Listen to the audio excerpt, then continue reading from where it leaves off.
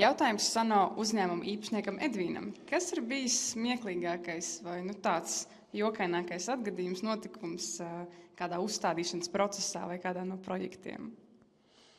Smieklīgākais varbūt ir bijis tas, ka vienreiz viens iedzīvotājs bija noņēmis radiatoru ar alokātoru un iznesis uz balkonu ziemas laikā. Tāds ir bijis gadījums. Jā. Viņš tā kā negribēja maksāt par to siltumu. Kāds to uzzināja vispār? Tas bija ļoti interesants gadījums. To mēs atklājām diezgan ātri. Es nevaru. Nopietni. Iznesa ārā uz balkonu. Jā, uz balkonu, jā.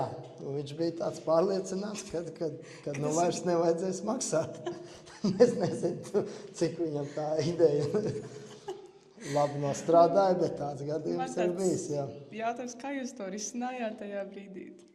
Tajā brīdī mēs vienkārši konstatējām, kad viņam tas radiators. Mēs atradām to radiatoru un ko tur risināt. Viņš bija iznesis un noņēmis un visas puses varbūt nebija nekādas zaudējumas cietušas, bet tāds gadījās.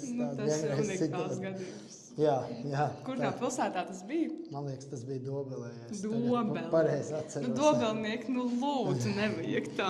Nest radiators uz balkonu ar alokātoru kopā. Jā. Tā kā tāda brīnuma citreiz gadās, jā.